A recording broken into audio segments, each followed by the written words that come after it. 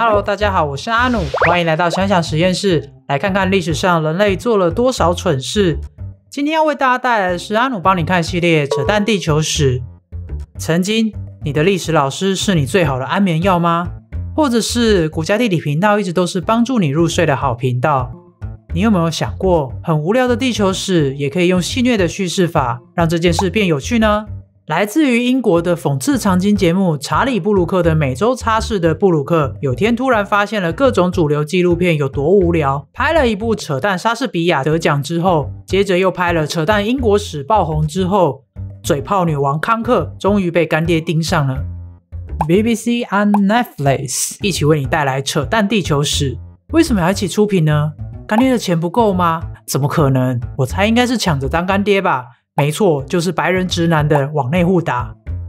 这部影集最有趣的是，里面的专家都是真的专家，而且所有的反应都是真实的。康克完全没有跟专家们讨论过剧本，这些专家们面对他无脑问题或是结论的时候，有的憋笑，有的真的笑出来。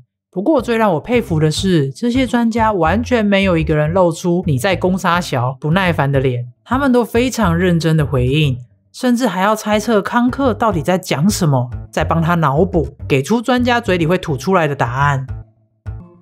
在开始之前，别忘了订阅我们，打开小铃铛，也可以多多留言跟我们说你还想听哪些故事，我们全家都会很感激你的。这是康克，他害怕危险。That's in Iraq, which is miles away and fucking dangerous. 讨厌数学跟文字。Humankind moved on to something even more boring by inventing writing.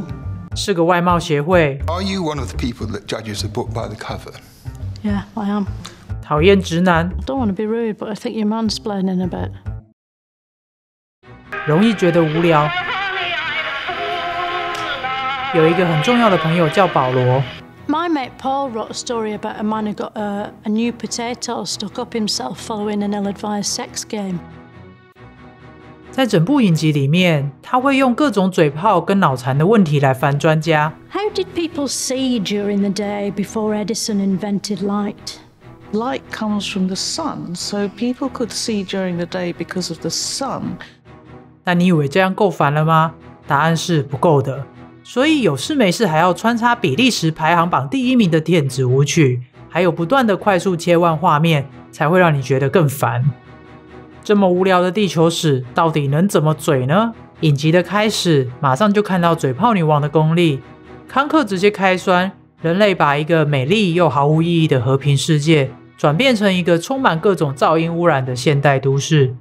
就这样，扯淡地球史的历史时间线从石器时代开始。究竟人类是怎么从不会说话、到处狩猎的战力猴子，慢慢变成会种田养动物的现代人呢？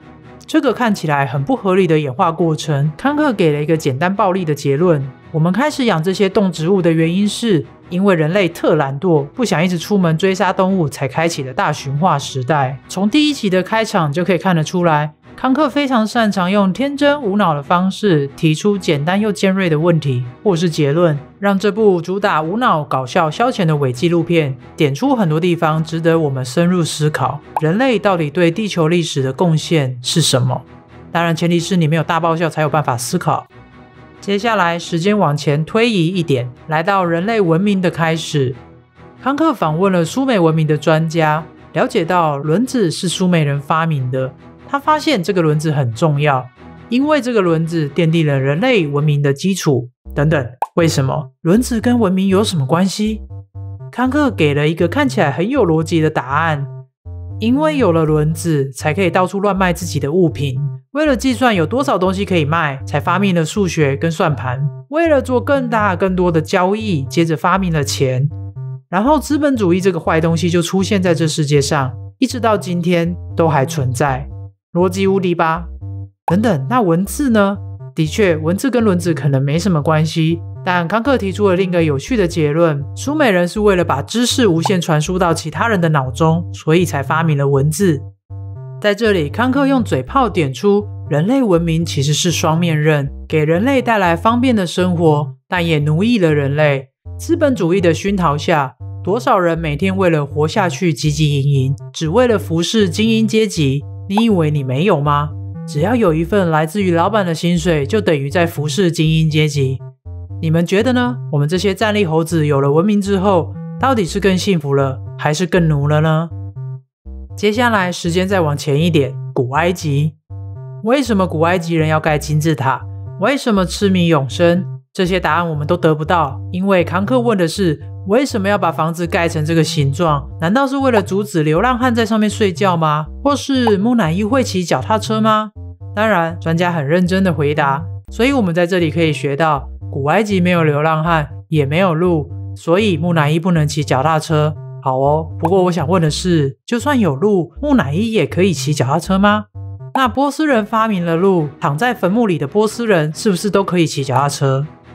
接着到了下个时间点，最著名的文明帝国希腊。希腊人发明了很多现在已经不存在的东西，例如民主，也发明了很多一直存在到今天的东西。比较著名的像是裸体摔跤跟哲学。别问我现在要去哪里看裸体摔跤，我只是 Google 了一下关键字，发现还真的存在。有兴趣的人可以去 Google。话说回来，康克看起来对哲学没什么兴趣，所以着重讨论裸体摔跤。他不解的提问：宙斯真的会同意一大堆屁眼在比赛场上露出来吗？宙斯同不同意这件事，专家无法回答。我想也是，如果要知道宙斯会不会同意，应该要先问神到底存不存在这类的哲学问题。不过康克对哲学没兴趣，所以他没问。但为什么他没兴趣呢？因为他认为跟哲学家聊天根本就是在浪费时间。聊到最后，哲学家可能还会跟你说，你浪费的时间从一开始就不存在。不过他为什么会说民主已经不存在了？这边帮大家科普一下，雅典式民主在希腊早期历史阶段，大多数的人都住在小村庄中，社会结构比较平等，没有明显的贫富差距。只要有什么重要议题，村民会聚集在村庄广场进行公开讨论，并由德高望重的长者担任主持人，确保每个人都可以平等发表意见。如果遇到战争的时候，他们也会选举统帅，打完就解除职务。不过经济开始发展之后，导致贫富差距扩大，富人掌握更多资源，包括政治影响力，开始形成贵族阶层跟建主制度。这边帮大家科普一下什么是建主制度。根据柏拉图跟亚里士多德对建主的定义是，一个不受最高法律约束的统治者，目标只有获取自己的权势跟利益，为了保持权势，会利用极端、残酷、狡诈的策略，甚至用权势来对付国内的人民以及他所有的敌人。简单来说就是独裁者。从这里可以看出来，发展经济就是造成社会阶级贫富差距的元凶。因为从人类开始有文明，开始各种交易之后，就会出现贫富差距。好哦，所以希腊人其实还留给我们2个其他遗产：贫富差距跟独裁者。就在西方世界疯狂发展文明的时候，东方世界的秦始皇统一了中国，建立了长城。在这里，康克问了专家，长城是不是太空中唯一可以看到的地球建筑物？这件事是不是真的？答案是假的。中国人已经在太空中测试过了，看不到哟，真是抱歉，中国人要失望了。这边也帮大家科普一下，在太空中可以看到地球上哪些东西。可以看到的东西有澳洲的大堡礁、飓风、杜拜的棕榈岛、吉萨金字塔、泰晤士河、喜马拉雅山、西班牙的阿尔梅里亚蔬菜大棚、美国的大峡谷、亚马逊的亚马逊河。所以吉萨金字塔搞不好真的是古代外星人用来瞄准降落的地方耶。接下来历史的时间点来到另一个欧洲早期发迹的国家——罗马帝国。在这段有很多故事要讲，康克先从庞贝城的悲剧开始讲起。不过显然只有我自己觉得是悲剧，康克可不这么觉得。他大开庞贝城的玩笑。庞贝城有无比先进的科技，因为他们拥有自己的火山。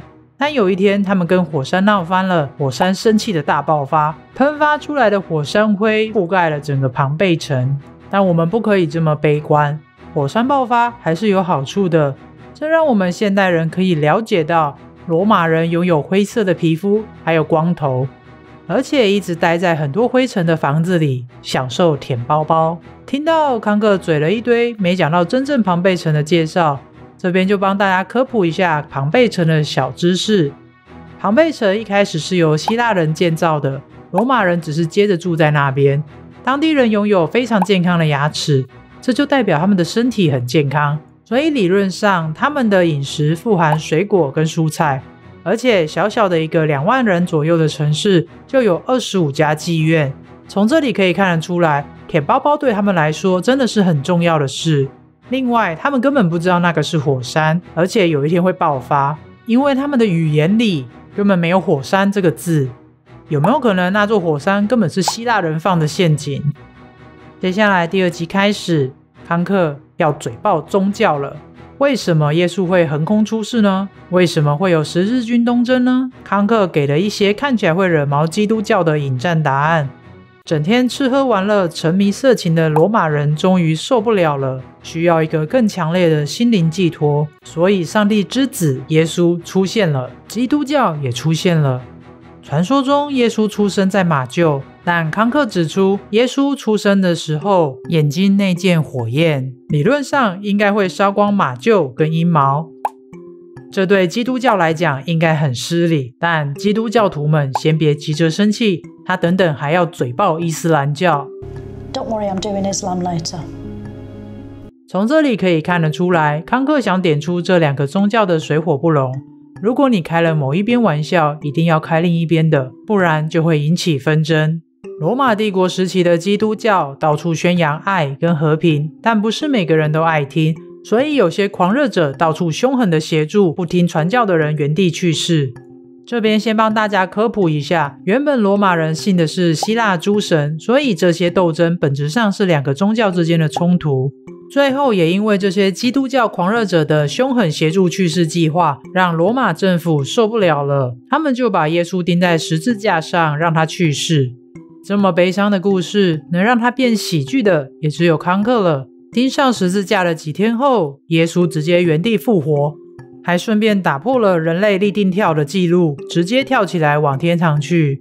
后来耶稣再度出现，他带着一本圣经回到地球继续传教。因为这些所谓的神迹，让更多人追随耶稣了。最后甚至让历代都在反对基督教的罗马国王，在几百年后突然破天荒的改信了基督教。就这样，基督教开始在欧洲大流行。但欧洲人学会爱跟和平了吗？答案是没有。他们没有因为宗教跟哲学思考，让他们的世界充满更多爱，反而是开启了一系列的战争。打到最后，有天教宗受不了了，叫欧洲不要再往内互打了，改成攻击伊斯兰教，就启动了历史超久的十字军东征。从这里可以看得出来，宗教造成的战争死伤跟一开始人类创造宗教的原因完全不一样，直接走向另一个极端，这非常值得我们思考。我常常也在想这件事，以政治手段来看宗教的话，宗教从古至今都是统治阶层来控制人民的好工具，无论东西方社会的政府都很爱用，就连《冰与火之歌》的丰后瑟西都爱。 The faith and the crown are the two pillars that hold up this world. 那如果没了统治阶层，回到原始社会结构，宗教对人类来说还有存在的必要吗？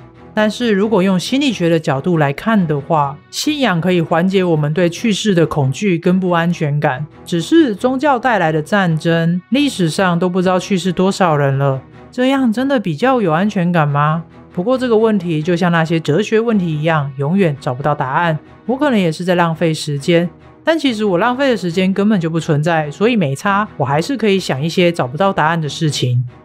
你们觉得康克天真无脑的嘴炮见解有让你看到值得深思的观点吗？留言跟我们分享你的想法。不过这些内容其实只是很小一部分而已，有兴趣的朋友可以去看看这部《扯淡地球史》，我超推。那今天的影片就先到这里咯，如果你喜欢我们的影片，请订阅、分享、点赞，下次见，拜拜。